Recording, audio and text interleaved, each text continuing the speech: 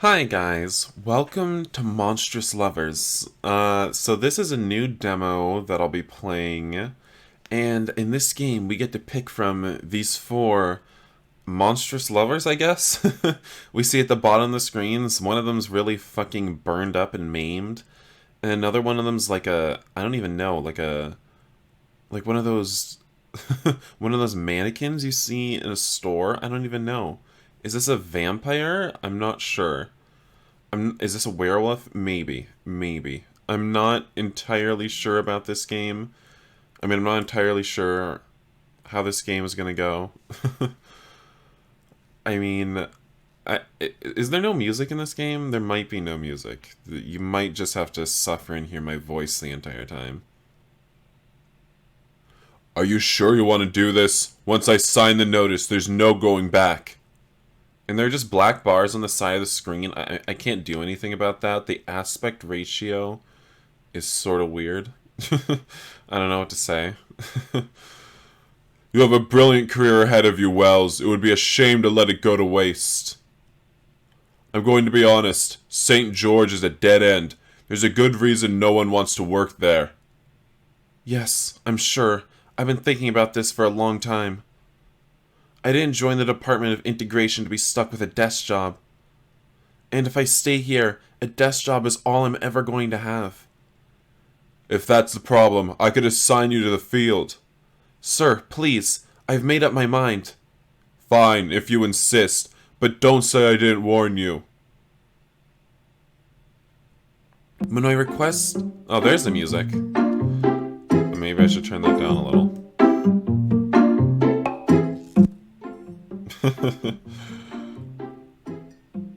Alright, at least my voice isn't the only thing that's gonna be assaulting your guys' ears. When my request to be transferred to St. George is approved, I couldn't contain my excitement. St. George is a relatively small town near the coast, famous for having a higher population of monsters than humans. It's not only one of such places to exist, but it's the only one big enough to have a DOI office of its own. All in all, a natural choice for someone in my line of work. Or so I thought.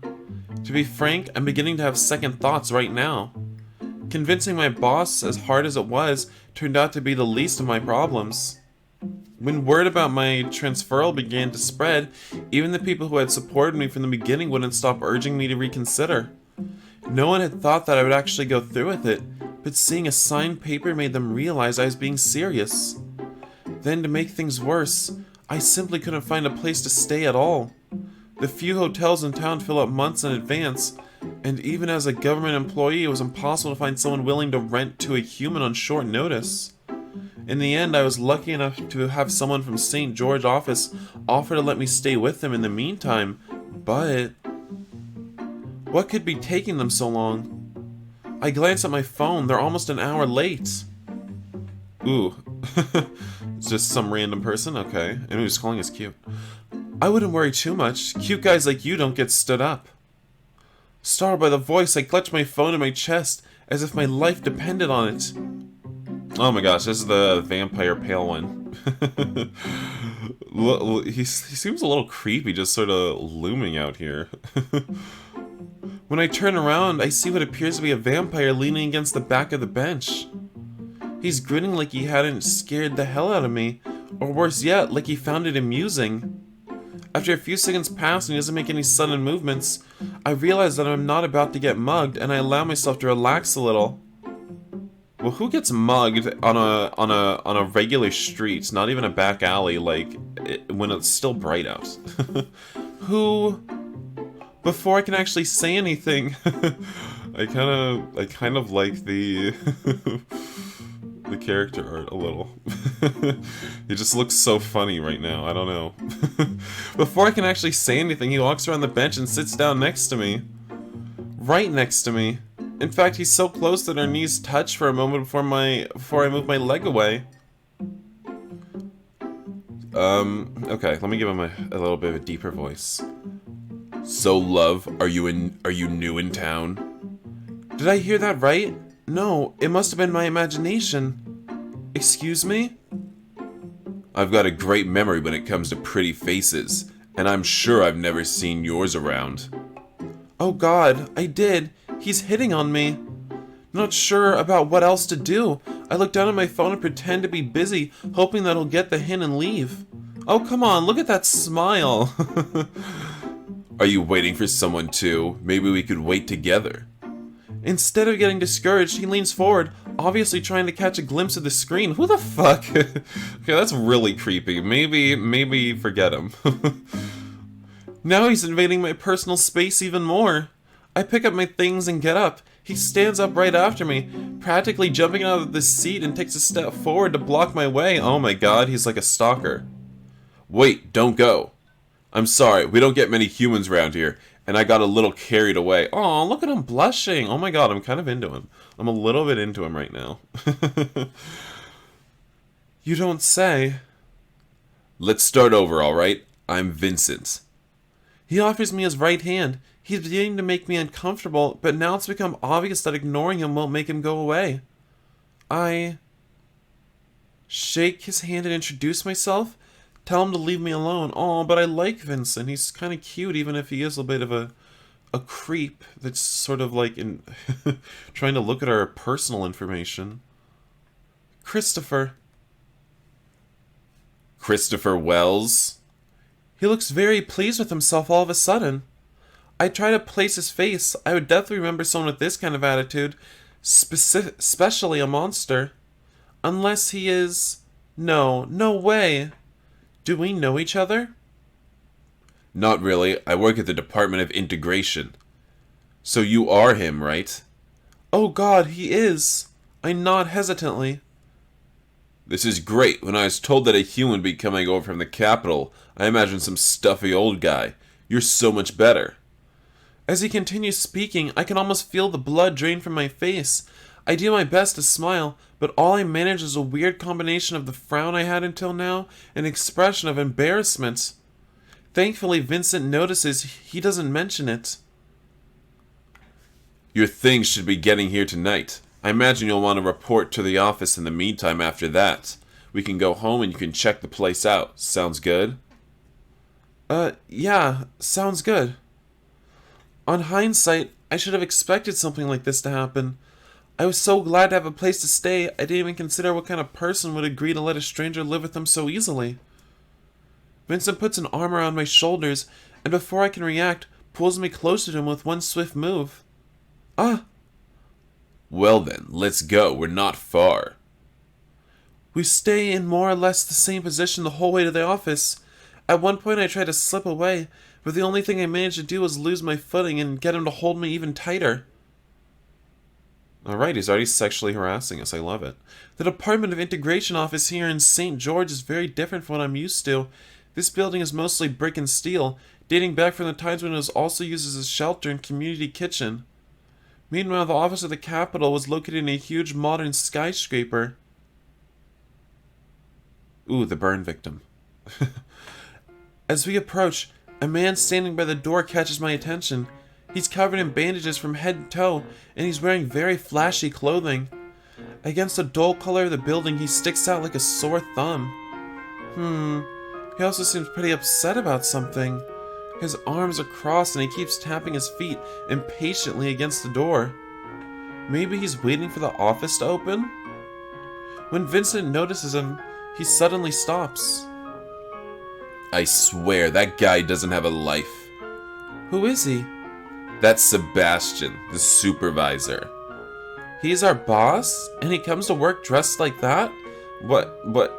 Is Vincent coming to work dressed like this too? I mean, he doesn't look very professional. Wait for me here, won't you? Vincent doesn't give me the opportunity to say anything else. In fact, he's not even looking at me anymore as he finally takes his arm off my shoulders and hurries to meet Sebastian. At first I stay put like Vincent told me to, but as our conversation gets louder and angrier, I no longer feel comfortable just looking from afar. By the time I decide to get closer, they're practically yelling at each other. They're both so engrossed in their argument that they barely notice me when I approach. Okay, so let's give him a more feminine voice. What did I tell you about bringing more of your friends here? He's not. Whatever, I'm sure he can introduce himself. You are late enough as it is. But you are still here? Go. Fine, I'm going already. I said now. He gives Vincent a hard shove towards the door, or at least he tries to. There's a considerable difference in strength between them, and as a result, Vincent barely budges. Laughing, Vincent turns around and winks at me before opening the door and heading inside. Letting out a disgruntled groan, Sebastian turns to face me. Now, where are we? Now, where were we? Right, introductions! Whatever amount of patience he may have had, it's clear they already spent it all on Vincent. I can't really blame him. I haven't even spent an hour with Vincent, and I'm beginning to get a little exasperated myself. I take out the transfer notice from my pocket and hand it to him. My name's Christopher Wells. I just got transferred from the capital. I was told you'd already been informed. He eyes the paper carefully, almost with suspicion, then nonchalantly folds it in half. I see. I'm Sebastian Griffin. Come on in. This is no place to talk about it. What's up with this dark office? Once inside, Sebastian begins to walk so fast that I can barely keep up. After almost losing him twice, I can't help but get the impression that he's trying to leave me behind on purpose.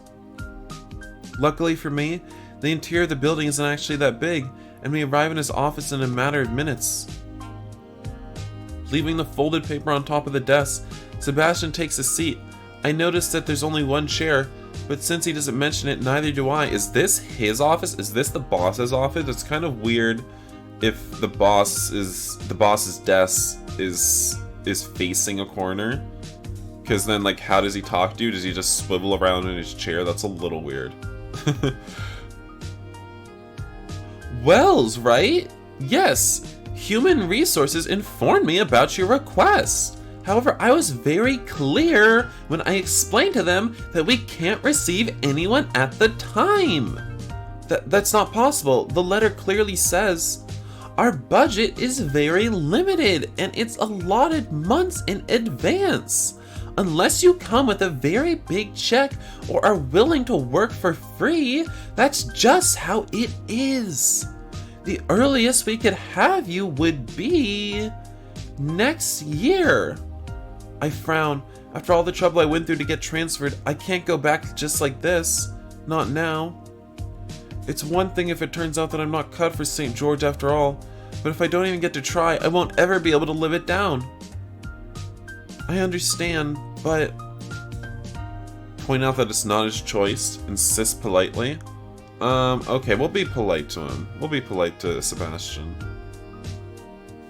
It's a good sign that he's agreed to speak with me rather than just turn me away at the door, so maybe there's still a way to solve this without getting anyone else involved.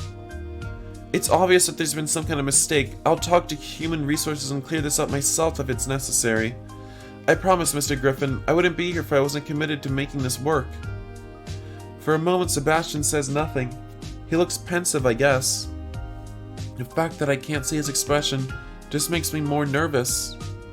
Finally, he lets out a sigh. We were told to help update this town's registry a while ago, but I can't spare the people to do so. How about this? If you can help me get everything ready for the census without screwing up, I will see about making a room for you. You'd have until your first payment is due, about 2 weeks. I don't need time to think about it. I nod enthusiastically. Yes, of course I'll do it. Thank you. He waves a hand in a dismissive gesture. Just make sure I don't regret it. You'll begin with that tomorrow. For now, go to the warehouse and pick up whatever you need to get settled from there. After that, you can come help with this week's paperwork. Paperwork? Unless you have a problem with that. No, I'll be right back. Turns out that the warehouse is right behind the office. so it doesn't take me long to find it. However, once I'm there, it's a completely different story. As I step inside, the first thing I notice is that the interior is so dark that I can barely see what's in front of me. There's a window on the door big enough to let some light through, but at this hour it's pretty much useless. Maybe the office used to have a daytime shift when they first opened, and then moved to a night one to better accommodate monsters? Or maybe the warehouse used to be something else and it was repurposed. Either way, as I fumble for the light switch, my hand suddenly touches something cold. Ooh, it's the mannequin. That's a really comically big light switch. When the light comes on, I find myself facing some sort of, android, I think. He doesn't really look like any monster I've seen before, and with some monsters, you can't really be sure until they tell you. Realizing that our fingers are still touching, I move my hand away. He stares at me with a raised eyebrow for a moment, as if deciding what to do. He seems like he has a very somber voice. This area is off limits for visitors. Please return to the main building. His voice has a mechanical ring to it, like text being read aloud by a voice synthesizer. It's not unpleasant, but it's exactly how I'd expect an android to sound like. I don't know how to make my voice sound like an android. If you're unable to find the way back by yourself, I can accompany you. Oh, sorry. I'm not a visitor, I'm an employee. I just started today. My name is Christopher Wells. Nice to meet you. Duly noted. You can call me Isaac. How may I help you, Christopher? Mr. Griffin sent me to get some things. Do you know where the office supplies are? He nods instead of pointing. He makes an open-handed gesture towards the line of shelves in front of us. Odd. Of course. Please follow me. Every few steps, Isaac turns his head to check if I'm still behind him. However, because he just looks at me without actually saying anything, we soon fall into a very uncomfortable silence. We can get with him. I mean, I don't know if he has a dick, but... I clear my throat to get his attention. So what do you do here at the DOI? I'm in charge of the organization and maintenance of warehouse and its contents. Really? I always thought that the people at the warehouse had one of the most interesting jobs right after field agents. How do you like it? What? Why are you lying? Who would ever say that the people in a warehouse have an interesting job? I find that my abilities are well suited for it. I wait for a moment for him to continue speaking, but he doesn't. Okay then. Have you been working here for long? As of today, a month and 3 days. Fortunately, I don't have to think of something else to say as Isaac finds what he was looking for right then. A big cardboard box with a label that reads stationery. After placing the box on the ground, he takes out a pen and a piece of paper from it and hands them to me. Here it is. Please write your name, department, and everything you plan to take out, then sign on the line. Don't we have some sort of electronic form? He shakes his head. Paper only. Being told as much by an android feels really bizarre, but I resist the urge to make a comment. Since I technically don't belong to any department yet, I just put down pending sign and begin shuffling through the box's contents with my free hand. Let's see. Pen, pencil, stapler, correction liquid. That would be all. Thanks, Isaac. You're welcome. Feel free to inform me if you would require further assistance. Having gotten everything I need, I head back to Sebastian's office. The first thing I notice is that though there's still only one chair, now there's a metal bench for me to sit on too. It doesn't look comfortable at all, but I suppose it's better than being left standing up. I take my place at the other side of the desk and begin to work. Much to my dismay, the rest of the night turns out to be incredibly dull. Although I have to admit that it's nowhere near as bad as it was back in the capital, where the bulk of my work consisted on checking forms and reports that were a more bureaucratic requirement than an actual necessity. It's still paperwork, and there's lots of it. On the plus side, Sebastian seems rather pleased by the fact that I'm already familiar with most of the procedures, so he doesn't have time so he doesn't have to waste any time explaining them to me. Is it... I look up. He's staring at me so intently that I can practically feel him burning holes in my head with his eyes. Even with his glasses on, it's pretty intimidating. Sorry, could you repeat that? I asked whether it's true that you'll be staying with Vincent. It is. Keep the details to yourself. I don't need them. Well, why'd you ask in the first place, bitch? Since you'll be living together, I have a favor to ask you.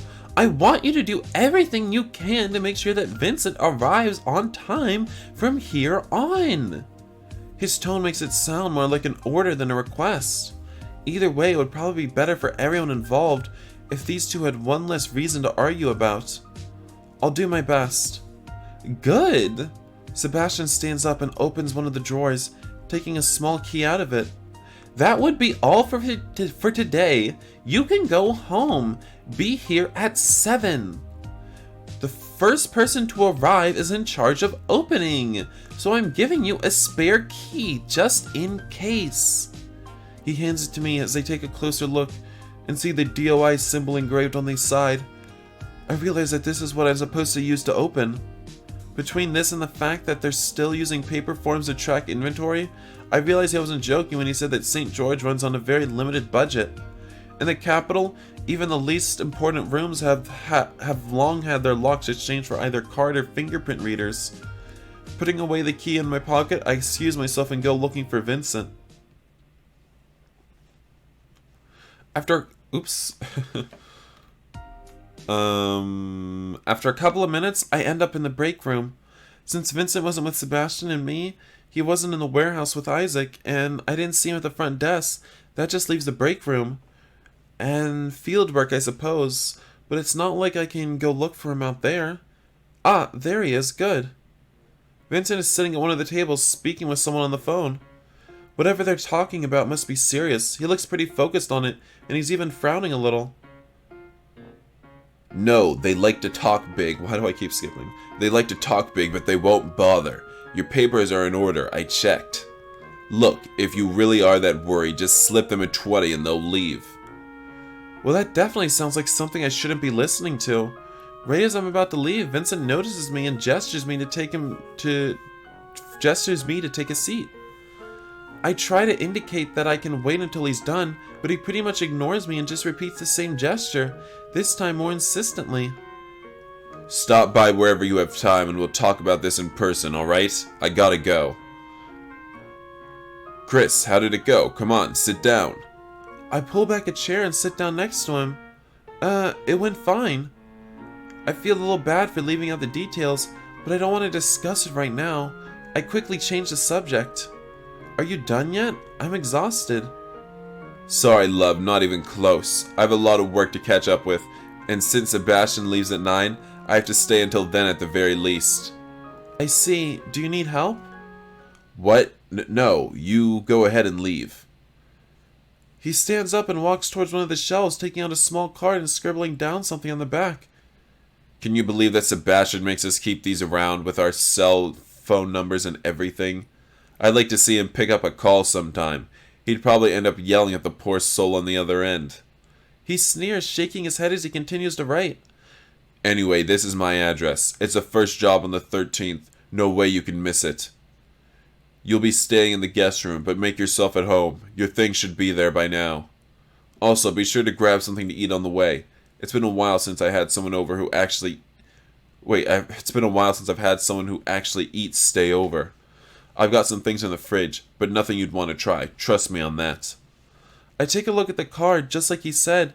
It has his name and number and a scribble on the back that I assume is meant to be a map. The instructions are simple enough, but I can't help frowning at the idea that I have to walk all the way there alone. What? Are you afraid you're gonna get... that someone's gonna come at you from behind? Maybe have their way with you? What are you afraid of? The entire point of meeting Vincent before coming to work was so that he would show me the way to his house. Suddenly his phone begins to ring. I suppose that's my cue. See you later, Vincent. See you later, love. I hadn't really noticed it before because I kept getting distracted by Vincent, but now that I'm alone, I realize that I get a lot of stares. I suppose it's normal, given that I'm one of the few humans here, and I don't mind most of them, but there's been a couple that have made me glad that my shift ends when the sun's risen already, and not in the middle of the night. Maybe I'm exaggerating, it's probably just my imagination. I end up taking Vincent's advice and I stop at the store on the way to his house.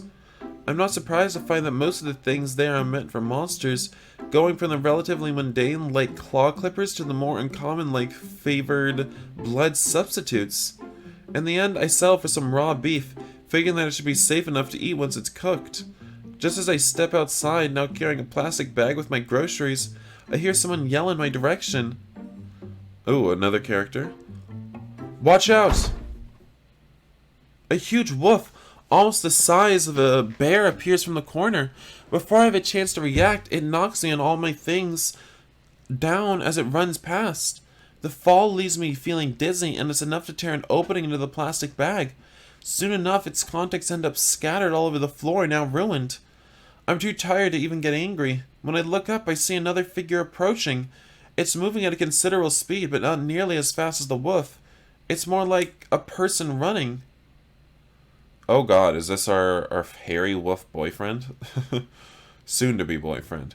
It's not until the figure gets closer that I'm able to get a clear look, and I realize that it's a werewolf, and the one who bears a striking resemblance to the wolf at that. He stops right in front of me, a worried expression on his face. He looks really gentle, so I think I'll give him a gentle voice. Are you alright? Did she hurt you? Do you need to go to the hospital? He's talking so fast, he's breathing so heavily between words that I have trouble understanding him. I shake my head and he sighs, visibly relieved. Good, I'm so sorry about that. Here, let me help you. He offers me a hand, and right as I take it, he helps me get up with a swift movement that leaves my arm hurting more than the fall did itself. This guy really doesn't know his own strength. Ouch. That was my sister. She has too much energy for her own good. I swear, sometimes she's a little beast. He laughs, stopping as soon as he realizes that I'm not laughing with him. He clears his throat and begins to rub the back of his neck, looking embarrassed all of a sudden. I'm Ben. Christopher, I'm kind of in a hurry, so... As I'm about to kneel down to pick up my things, Ben reaches out to put a hand on my shoulder to stop me. With my arm still aching from when he helped me up, I instinctively take a step back, and he uses the opportunity to kneel down himself instead. No, let me. Either way, not only the hole in the bag makes it pointless to try to put anything back into it, but as soon as he lifts one of the beef packages, it begins to leak. We're both far enough to avoid getting stained by the liquid when it splashes, but barely. It looks disgusting. Damn, it's ruined. It's fine, really. I do my best to make it sound like it's not a big deal so I can go ahead and leave, but it doesn't seem like it's working. Are you sure? I open my mouth to speak, but this time he doesn't even wait for me to answer before continuing. I've got it. Come eat with me and my sisters. That way I can make it up to you properly. It's not necessary. This is the beginning to feel like the conversation I had with Vincent all over again. Did I read that wrong? This is beginning to feel like the conversation I had with Vincent all over again. Except there's less touching. Please, I insist. It's the least I can do. Don't you have to go looking for your sister? He shakes his head. No, the thing with pups is that if you don't catch them right away, they keep running for as long as you keep chasing them. It's like a game for them. She's bound to notice that I stopped any time now, and as soon as she does, she'll get bored and go home. I live right around the corner, so it won't take too much of your time, 20 minutes at most. What do you say? We're headed in the same direction. Then, should we have dinner with his family? I mean, okay. I mean, I'll go. St. George streets aren't that big, so even if we aren't next door neighbors, chances are that we still live pretty close to each other. That means that we're going to end up walking in the same direction regardless of whether I accept or not. And he's probably going to keep trying to convince me all the way there. And then it's going to be awkward the next time we see each other. Fine. I think I can spare 20 minutes. Great, you'll love it. I promise. I think that I'll end this video here right before we, I guess, have dinner with Ben. But thank you guys for watching, and when we come back, we'll see more Monstrous Lovers. Bye, guys.